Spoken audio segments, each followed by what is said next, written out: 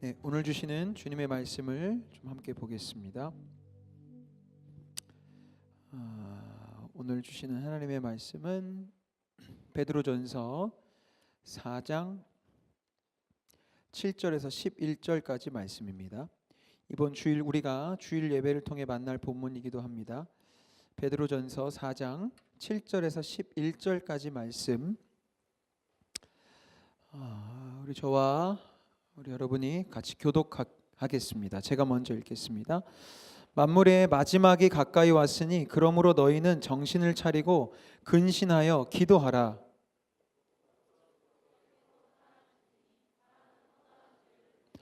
서로 대접하기를 원망 없이 하고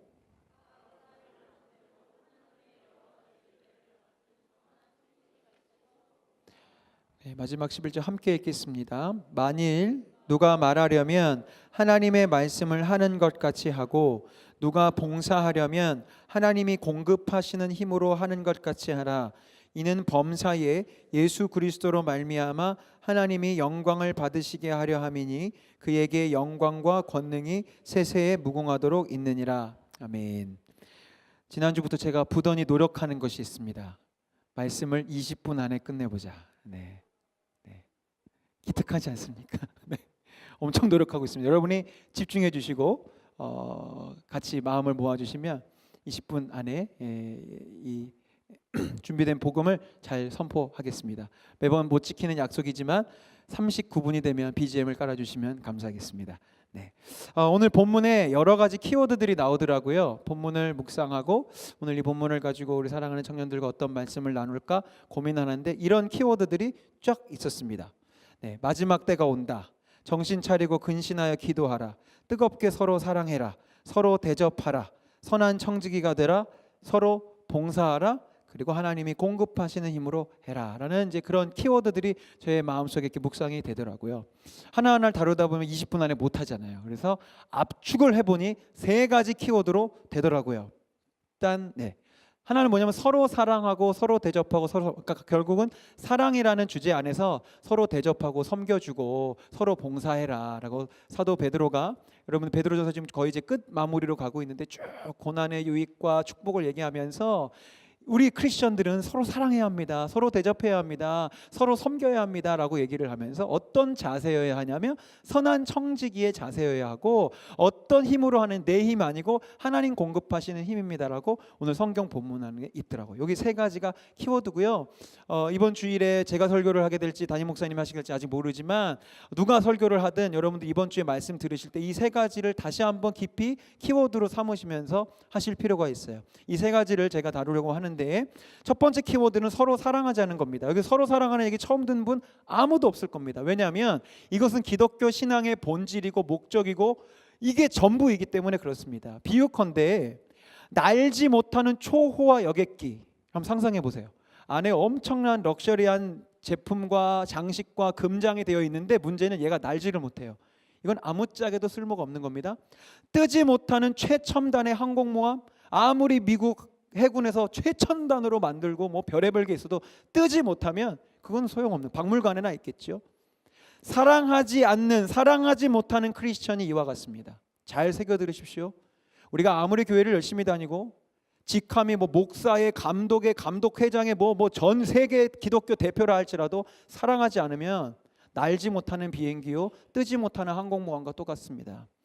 아무리 비천하고 믿은 지 얼마 되지 않은 연약하고 여린 영혼과 청년이라 할지라도 사랑할 줄 알면 그는 정말 하나님께서 귀히 쓰실 수 있는 전투기가 될 수도 있고 항공모함이 될 수 있는 것입니다. 사랑은 우리 기독교의 본질이고 전부입니다. 늘 기억해야 합니다. 나의 신앙생활의 끝에, 나의 신앙생활의 이 마침표가 누군가를 사랑하고자 함인지 아닌지를 늘 언제나 점검하셔야 됩니다. 이걸 놓쳐버리면 우리는 세상에 욕 들어먹는 크리스천이 되는 것이고 종교 소비자가 되는 것이고 교만 방자해서 결국 지옥 백성이 될 확률이 높기 때문에 서로 사랑은 굉장히 중요해요. 그래서 오늘 설교 제목이 진짜 부자가 되는 법 실천편인데요. 지난주는 굳이 붙이자면 진짜 부자가 되는 이론편이었어요. 진짜 부자가 되는 진리를 깨닫자가 지난주 말씀이었고, 진짜 부자가 되는 실천적 방법이 있는데 너무나 당연하게도 하나님 말씀대로 명령대로 서로 사랑하는 것. 하나님 말씀 딴 게 없더라고요. 구약에서부터 신약에 있는 복음서, 뭐 로마서로 대표되는 사도 바울의 서신서, 베드로, 야고보, 요한 1, 2, 3서 나중에 한번 통독 한번 해보세요. 결론은 늘 언제나 서로 사랑해요. 결국 그거예요. 서로 사랑하게 하는 삶을 살고자 할 때, 서로 사랑하려는 태도로 삶의 방향을 바꾸기 시작할 때 우리는 진짜 부자가 될 수 있는 길이 열리는 것인데요. 이제 그것을 설명을 드릴 텐데, 일단 지난주 복습을 좀 해볼게요. 지난주는 진짜 부자가 되는 이론에 대해서 말씀드렸는데, 이렇게 제가 논리를 펴갔죠. 우리가 행복에 대해서 정의를 새롭게 할 필요가 있다. 행복이란 정의가 생활에서 충분한 만족과 기쁨을 느끼고 흐뭇한 상태인데, 이게 굉장히 주관적인 것이라고 말씀드리지 않았습니까? 충분한 만족과 기쁨을 느끼는 상태예요. 그럼 무엇을 통해서 우리가 느낄 수 있죠? 우리가 복음 안에 예수 그리스도를 제대로 만나지 않으면 우리는 날 때부터 세상 속에서, 세상 문화 가운데서 살고 지금도 경험을 하고 있고 영향을 받고 있기 때문에, 세상은 끊임없이 너가 무언가를 소유해야 만족이 찾아오고 기쁨이 온다라고 속입니다. 이것은 분명한 속임수고요. 인생을 조금 많이 살아본 청년들은 여기 많이 계시네요. 이 말이 무슨 말인지 알 겁니다. 뭘 해봐도 그때뿐입니다. 뭘 사봐도 그때뿐입니다. 근데 주님을 모르니까 어떻게 되는지 알아요? 자꾸 사야 돼요. 사람도 자꾸 만나야 되고, 모두 마음에 안 들면 바꿔야 되고, 직장도 바꿔야 되고, 모두 바꿔야, 늘 상황이나 소유를 계속 바꿔야 내가 행복할 것 같아서 발버둥을 치죠. 뭐 가진 게 많거나 뭐 재능이 많거나 수완이 좋으면 계속 바꾸면 되는데, 바꾸고 사고 사다 보면 한계에 부닥치면 어떻게 되죠? 주님을 모르면 인생을 그때 비로소 포기하게 되는 거예요. 아무리 해봐도 행복하지가 않구나. 아무리 많은 사람을 만나도 행복하지가 않구나. 아무리 많은 것들을 가져봐도 행복하지 않구나. 근데 우리는 뭐 이미 그런 경험이 있으셔서 주님께로 돌아온 영혼들도 있겠지만, 그런 것을 다 경험하지 않더라도 빨리 진리 안에 정신 차려야 되는 거예요. 행복할 수 있는 비결, 진짜 부자가 될 수 있는 비결은 어디 있어요? 당연히 주님 안에 있는 거예요. 우리가 주님 안에 충만해지고 주님으로 인해서 내 존재가 사랑받는 존재라는 것을 지식이 아니라, 그냥 교리가 아니라 정말로 하나님이 나를 있는 모습 그대로 사랑해 주시는구나. 나의 하나님이 나의 인생을 포기하지 않으시는구나. 나에게 호흡과 생명을 주시는 한 나를 향하신 하나님의 계획은 끝나지 않는구나라는 이 복음을 정말로 믿고 의지하게 되면 마음속에 무엇이 생기냐면 자존감이라는 게 생겨요. 세상이 주는 뭘 가졌기 때문에 오는 자존감이 아니라, 내가 하나님 앞에서 어떠한 존재인지를 정말로 깨닫게 되면 세상이 줄 수 없는 자존감이 생겨요. 세상을 이길 수 있는 자존감이 생기죠. 그 자존감이 생기면 지난주에 비유하면 무엇이 생기냐면 행복의 역치값이 낮아져요. 왜? 이미 주님 안에서, 주님으로 인해서 내 마음에 만족함이 생겼거든요. 난 뭘 가졌기 때문이 아니라, 뭐가 되어서가 아니라, 주님 앞에선 내가 너무나도 아름답고 귀한 존재라는 것을 알게 되면 그 다음부터는 작은 거 하나만으로 다 감사한 거예요. 오늘 우리 찬양팀이 저 뒤에서, 이거 녹화돼서 괜찮지? 뭐 저는 유명한 사람이 아니니까, 맘스터치 그 햄버거를 먹는데 너무 행복했어요. 정말로 예수님 때문이라 저는 생각해요. 아멘? 그죠? 예수님 안에 이렇게 기쁨으로 예배석이면 햄버거 하나를 먹어도 이 햄버거 너무 맛있고 감사한 거예요. 그런데 주님 안으로 충만하지 않으면요, 햄버거가 뭐예요? 아무리 비싸고 맛있는 것을 먹어도요, 감사와 만족이 없는 경우들이 얼마나 많은지 몰라요. 우리가 기억할 것이 있습니다. 그리고 기대하셨으면 믿어주셨으면 좋겠어요. 여러분들이 주님 안에 충만하고 복음을 정말로 머리가 아닌 가슴으로 정말로 경험하기 시작하고 성령 안에 충만하게 될 때, 제가 제 몸을 통해 실험을 해보니까요, 역치값이 낮아져요. 작은 일에도 감사하게 되고, 작은 일에도 웃음을 짓게 되고요, 작은 일에도 감동하게 돼요. 그런데 하나님과의 관계가 멀어지면 이게 높아져요. 웬만한 일로 기쁘지 않아요. 웬만한 것을 가져봐도 행복하지 않게 되더라고요. 이것을 낮추는 게 진짜 부자가 되는 방법이고, 낮출 수 있는 방법은 주님으로 충만해지는 것이라고 말씀을 드렸습니다. 그것이 지난주 내용이었는데, 이제 오늘은 실천적인 방법을 통해 부자가 되는 길이 또 성경에 알려줍니다. 무엇이냐면 선한 청지기가 되는 것인데, 오늘 본문 중에 청지기란 단어가 나옵니다. 청지기는요, 주인이 아닙니다. 청지기는 오늘날로 치자면 관리자, 매장 매니저 같은 거, 뭐 일전에도 한번 설교 때 설명드린 적이 있는데, 가게 사장님이 있지만 사장님이 예를 들면 여러 가게를 갖고 계시는 재벌 사장님이라고 쳐봐요. 그러면 본인이 모든 가게를 운영할 수 없으니까 당연히 어떻게 되겠습니까? 매니저를 세우겠죠. 그 매장의 매니저를 세우면 그 매니저는 마치 주인은 아니지만 주인이 부재한 상황에서 그 가게 혹은 그 상점을 주인의 마음으로 관리하고 책임지고 직원들을 이렇게 일할 수 있도록 만듭니다. 그러나 주인은 아닙니다. 그죠? 주인이 와서 세무할 때가 있겠죠. 대신 그것으로는 내가 그 매니저는 월급을 받거나 아니면 적정한 어떤 그런 보상을 받겠죠. 청지기가 바로 그런 것입니다. 청지기는요, 주인이 아니에요. 그러나 주인처럼 무언가를 할 수 있어요. 그런데 여기에 묘미가 있죠.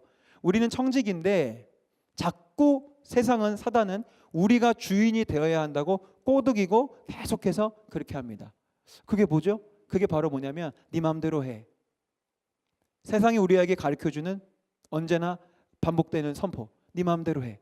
네 인생이잖아. 네 마음대로 해. 네 돈이잖아. 11조 하지마. 네 돈이잖아. 네가 고생해서 네가 번 돈인데 무슨 헌금을 내. 헌신, 봉사, 리더, 야, 네 시간이야 그거. 네 시간 제대로 챙겨야지. 여러분, 이 굴레에 빠져서는 안 됩니다.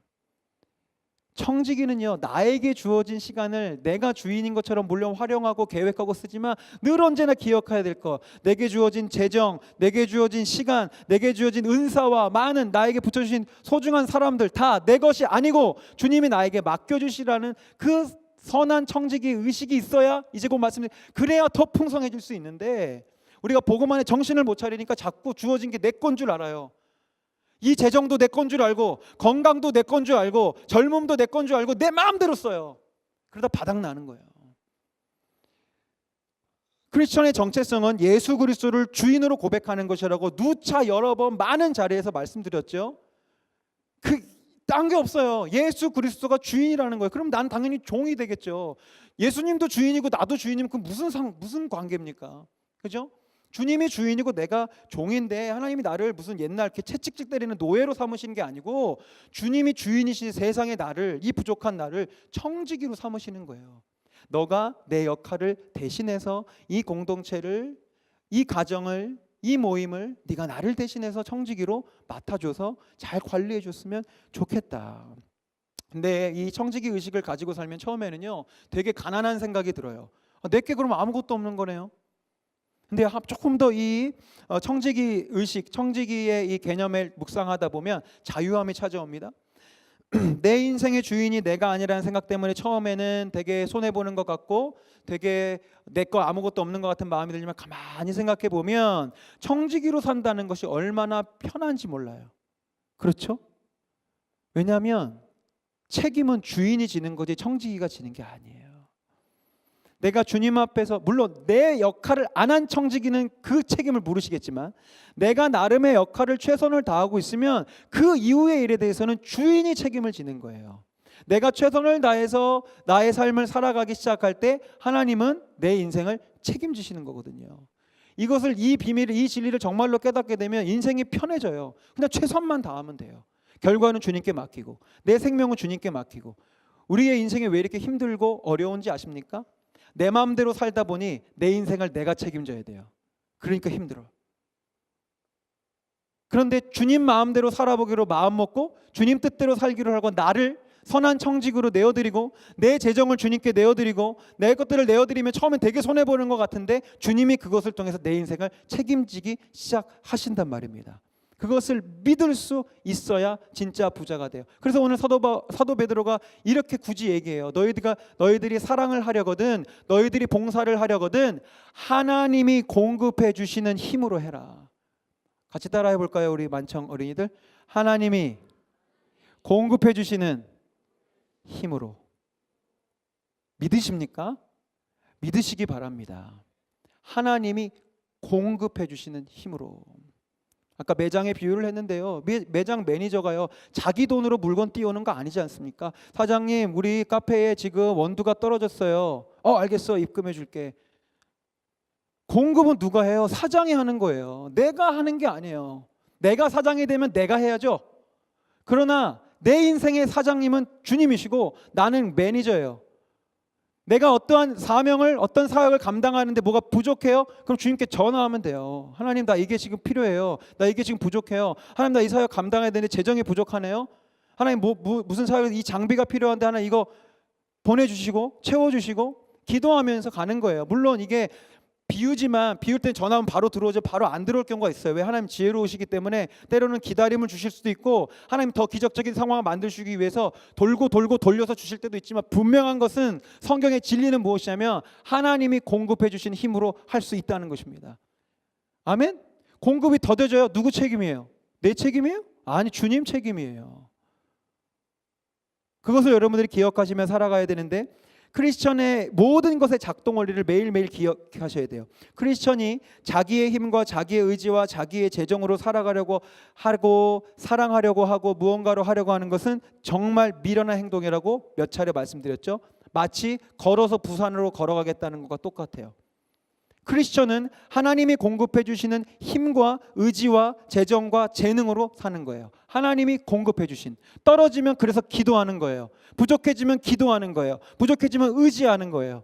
주님 사랑을 주시고 주님 재정을 주시고 나에게 의지와 결단을 달라고 기도를 하면 돼요.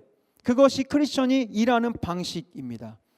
말씀을 매듭 짓는데요, 진짜 부자가 되는 것은 그렇기 때문에, 물론 성경 안에 많은 논리들이 있을 수 있지만 두 가지를 늘 기억했으면 좋겠어요. 하나는 이론편, 진리를 깨닫자.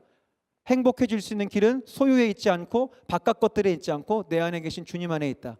내가 행복하지 않은 것은 가진 게 없어서가 아니라 주님으로 충만하지 못해서 내가 행복하지 않은 거라고 매일매일 깨달아야 우리가 진짜 행복해지는 길로 달려갈 수 있습니다. 행복은 또한 우리가 실천하기 시작할 때 채워지는데, 아까 말씀드린 이 청지기 비유와 함께 늘 언제나 등장하는 것이 달란트의 비유지 않습니까? 그 주인으로 표방되는 부자 주인이 먼 타국으로 떠나가면서 자기의 종들에게 청지기처럼 달란트를 맡기고 갑니다. 달란트가 무지무지하게 큰 돈입니다, 여러분.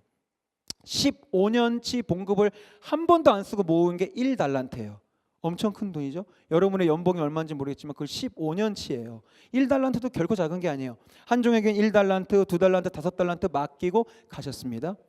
그 청지기는 그것을 가지고 열심히 무언가를 하면 됩니다. 그죠? 그러고 났더니 5달란트로 열심히 한 그 종에게, 그 청지기에게 주님이 이렇게 말씀하십니다. 마태복음 25장 19절에서 21절 말씀. 오랜 후에 그 종들의 주인이 돌아와 그들과 결산할세 5달란트 받았던 자는 5달란트를 더 가지고 와서 이르되, 주인이여, 내게 5달란트를 주셨는데 보소서 내가 또 5달란트를 남겼나이다. 그 주인이 이르되, 잘하였도다 착하고 충성된 종아, 내가 적은 일에 충성하였으니 스매 내가 많은 것을 내게 맡기리니 내 주인의 즐거움에 참여할지어다 하고. 여러분, 이 말씀 예수님 말씀이거든. 잘 보세요. 네가 돈을 많이 벌었구나 칭찬하신 게 아니에요. 네가 충성하였구나. 충성하였구나. 우리 주님 앞에 우리가 이렇게 셈할 필요 없어요. 내게 맡기신 게 있어요? 지난 주일에 담임 목사님 얘기하셨지만 내게 맡겨진 상황이 있어요? 내게 맡겨진 가정이라는 바꿀 수 없는 달란트가 있나요? 그 안에서 내가 나름의 최선을 다하는 거예요. 그때 주님이 착하고 충성된 종아, 내가 내게 더 많이 맡기겠다. 이게 주님의 방법입니다. 하나님은 진짜 부자로서 하나님을 바라보며 선한 청지기로 살아가고자 하는 자기의 인생을 자기가 아니고 나라고 주장하는 사람이 아니라 주님이 나의 인생의 주인이라고 고백하는 사람에게 더 부어주실 수 있는 주님이세요. 이 성경의 원리가 200년 전에 증명이 됐더라고요. 미국이 이렇게 막 개척되고 신대륙이 발견되었을 때 그 18세기 초에 젊은이 두 사람이 영국에서부터 이렇게 건너갔어요. 한 명은 마르크 슐츠라는 사람이고 하나는 에드워드 조나단이라는 사람이래요. 뭐 누군지 모르겠지만 두 사람이 있었어요. 그런데 이제 이 사회학자들이 한번 궁금했던 거예요. 이 두 사람이 같은 친구로서 같은 배를 타고 이렇게 넘어왔는데 이 두 사람의 자손들이 어떻게 이 미국 땅에서 지났을까 해서 150년이 지나서 그들의 5대 손까지를 사회과학적인 방법으로 다 조사를 해봤습니다. 그런데 이 마르크 슐츠라는 사람은 넘어올 때부터 목적은 뭐였냐면 돈이었어요. 내가 신대륙에 가서 새로운 시장을 개척해서 돈을 많이 벌어야지, 돈이 제일 중요한 거라고 자식들한테 가르치겠다고 생각하고 돈을 생각하고 왔고요. 에드워드 조나단은 신앙을 생각하면서 이 영국에서 이 청교도로서 이 가질 믿음, 이곳에 내가 정말 하나님 마음껏 예배하고 정말로 주님을 섬길 수 있는 그런 사람이 되기를 원한다는 마음으로 넘어왔어요. 사회과학적으로 데이터를 조사했는데 이렇게 되었습니다. 돈을 쫓아서 왔던 마르크 슐츠의 5대손은요, 내려가면서 1062명의 자손을 두었는데, 그 자손들은 교도소에서 5년 이상형을 살은 자손이 96명, 창녀가 된 자손이 65명, 정신 이상 알코올 중독자만 58명, 자기의 이름도 쓸 줄 모르는 문맹자가 460명, 정부의 보조를 받아서 살아가는 극빈자가 286명으로 정부의 재산을 축낸 돈이 1억 5천만 불, 우리나라 돈으로 환산하면 1,800억 원의 돈을 축냈다는 사실이 밝혀졌습니다. 반면에 믿음을 쫓아 하나님을 쫓아왔던 에드워즈 조나단의 후손들은 5대를 내려가면서 1394명의 자손을 퍼뜨렸는데, 자손들 중에 선교사와 목사가 116명, 예일대학교 총장을 비롯한 교수 교사만도 86명, 군인이 76명, 나라의 고급 관리가 80명, 문학가가 75명, 사업가가 73명, 발명가가 21명, 부통령이 한 사람, 상원 의원 주지사가 나왔고 장로 집사가 286명으로 도합 816명의 하나님의 종들이 생겨났습니다. 1394명 중에서요. 놀라운 것은 이 가문은 나라에 낸 세금과 지도자로서 미국 발전에 지대한 공헌을 했을 뿐 아니라 정부 재산을 하나도 축내지 않았다라고 제가 찾은 예와 글귀에 되어 있는데, 제가 묵상하면 무슨 생각이 드는지 아십니까? 돈을 벌겠다고, 돈을 내 인생의 주인 삼고 돈으로 행복을 찾아왔던 마르크 슐츠의 1062명의 자손들은 정부의 재산을 축냈어요. 그건 무슨 말이에요? 자기 돈으로 살 힘이 없었다는 거예요. 자기 돈으로. 돈을 쫓았는데 거지가 된 거죠. 그런데 믿음을 쫓아서 신앙을 쫓아왔던 에드워드 조나단의 후손들은 정부의 재산을 하나도 축내지 않았대. 그 말은 무슨 말이에요? 하나님이 먹이셨고 입히셨고 돈을 받아 사는 사람들이 아니라 돈을 내는 사람들이 됐다는 것이죠. 사장팀 나와주십시오. 사랑하는 여러분, 하나님의 말씀을 정말 믿으십시오. 주님께 인생을 거세요. 하나님 책임지시는 거예요. 돈 쫓아가면 처음엔 돈 좀 버는 것 같겠죠. 그리고 그 돈이 우리의 구원자가 됩니까? 그 돈이 여러분의 행복을 정말로 보장해 줄 수 있나요?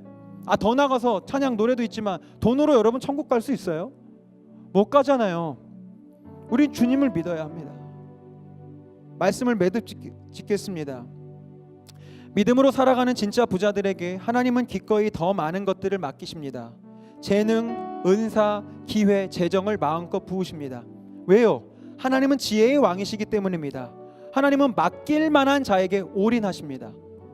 워렌 버핏이 투자의 귀재라고 하죠. 우리 하나님은요, 워렌 버핏보다 더 잘하세요. 어떤 인생에게 투자해야 할지 주님은 너무 명확하게 아십니다. 근데 우리에게 기회가 있습니다. 왜냐하면 하나님의 사람들이 점점 줄어가는 시대입니다. 그러니 믿음의 사람들에게 블루오션이죠. 나 한 사람이 하나님의 사람이 되면 100년 전에 10사람에게 갈 하나님의 것이 이제 나 한 사람에게 몰려 들어오는 거예요. 그렇지 않겠어요? 점점 하나님의 사람들은 줄어가는데 마지막 때는 가까워지고 있습니다. 하나님의 마음이 지금 급하십니다. 하나님의 마음, 주인의 마음을 깨닫고 주님의 뜻대로 살고자 하는 자들에게 지금 하나님은 많은 것들을 부어주시기를 지금 기대하고 계십니다. 그런데 그 한 사람이 없어서 하나님의 마음을 이해하고 하나님의 마음을 시원케 해드릴 한 사람이 없어서 하나님 나라에 있는 모든 재정과 축복과 재능과 기회와 많은 은혜들이 아직도 천국에 고여 있는 거예요. 왜요? 하나님은 인간이 아니셔서 정말 줄 수 없는 사람에게는 못 주시거든요. 근데 줄 만한 준비가 되면 바로 부어주시는 거. 바로. 왜? 믿을 만한 종에게 맡기시는 거죠. 5달란트를 충성되게 한 사람에게 더 많은 것들을 맡기시는 겁니다. 그래서 제가 여러분들에게 계속 하나님 앞에 헌신하고 하나님 앞에 나아가는 한 사람이 됐으면 좋겠다는 게 교회 일 시키려고 하려는 거 아니에요, 여러분. 그게 진짜 여러분이 진짜 부자가 될 수 있는 방법이기 때문에. 얼마나 세상 사는 게 힘들어요, 여러분. 먹고 살기 힘들잖아요. 일자리가 없잖아요. 근데 그거 아세요? 요셉이 총리가 될 때 더 힘들었어요. 근데 요셉 한 사람이 하나님 앞에 서니까 요셉 먹고 살잖아요. 아니요, 요셉만 먹고 살았나요? 그 많은 백성들 굶어 죽지 않게 생명 주는 사람이 됐어요. 성경에 지금 우리가 살아가는 시대보다 더 처참하고 힘들고 노예로 있던 많은 사람들이 있었어요. 그러나 그들이 하나님으로 고백할 때 그들 먹고 사는 문제 수준이 아니고요, 하나님이 그들을 다른 사람 살리는, 생명 살리는 사람으로 쓰십니다. 저와 여러분이 그런 진짜 부자가 되었으면 좋겠습니다. 우리 시간 결단하며 찬양할 텐데, 감사해요 깨닫지 못했었는데라는 아주 진부한 축복송이 생각났습니다. 여러분, 오늘은 진부하게 부르지 맙시다. 그냥 새 친구 왔을 때 손 뻗는 찬양으로 하지 맙시다. 나를 향해 결단하며 부릅시다. 내가 얼마나 소중한 존재인지 생각하십시오. 하나님 지금도 나를 너무나도 귀하게 생각하시며, 사랑하는 아들아, 사랑하는 딸아, 네 마음만 준비되면 내가 넘치도록 줄 거야. 내가 뭐라고, 그지 않아요 여러분? 나 같은 죄인이 뭐라고 하나님이 지금 나를 기다리고 계시다고요. 세상이 나 기다려줘요? 아니요. 세상 나 몇 번 시험 봐도 계속 떨어지고, 뭐 임용고시 계속 떨어지고, 주님은 지금 나 쓰고 싶다고 지금 막 하고 계시는데 왜 하나님 마음을 그렇게 모르는 거예요? 우리가 얼마나 소중한 존재인지 고백합시다. 그리고 내가 그 사랑을 받아서 누군가에게 전해줄 수 있는 진짜 부자가 돼, 진짜 풍성한 사람. 정부의 이분 누가 글 썼는지, 정부의 세금을 축내는 사람이 아니라 우리가 세금 내면서 많은 사람을 먹여 살릴 수 있는 그런 요셉과도 같은 사람이 되기를 간절히 축원합니다. 우리 찬양하며 우리 결단하겠습니다.